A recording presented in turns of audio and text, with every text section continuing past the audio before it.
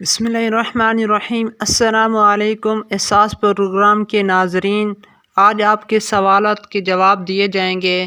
سوال کیا گیا ہے کہ گھر کے مرد بھی احساس پروگرام کے لیے اندراج کروا سکتے ہیں، دفتر جا سکتے ہیں، اسی طرح جن کا انگوٹھوں کا مسئلہ ہے اور کیا اپیل بھی کر سکتے ہیں احساس پروگرام میں۔ سب سے پہلے درود شریف صلی اللہ علیہ محمد۔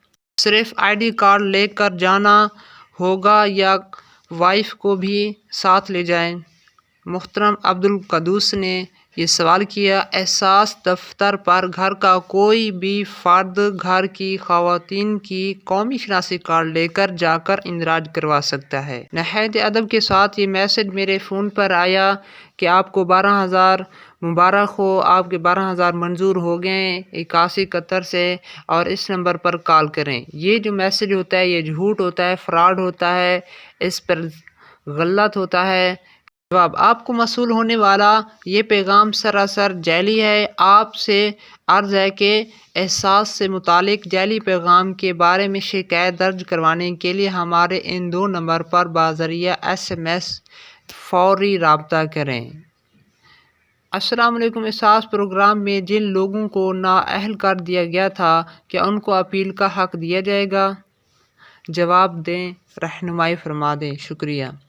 محترم شاہد صاحب نے سوال کیا، مذکورہ گھرانے کے لیے اپیل کا نظام واضح کیا جا رہا ہے اور جن کا انگوٹھوں کا مسئلہ ہے وہ اپنے قریبی سینٹر جا کر اپنا اندراج کروائیں گے تو انشاءاللہ ان کو بینک کے ذریعے پیمنٹ کر دی جائے گی۔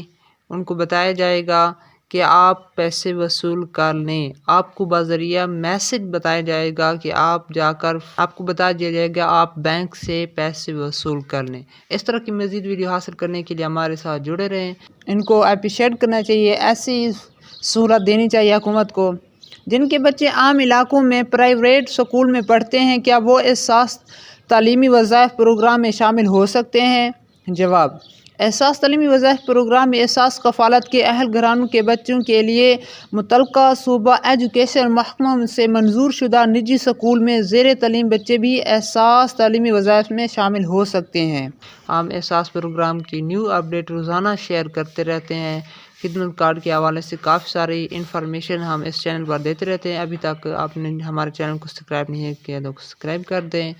انشاءاللہ نیو ویڈیو کے ساتھ جلد حاضر ہوں گے۔ السلام علیکم ورحمۃ اللہ وبرکاتہ۔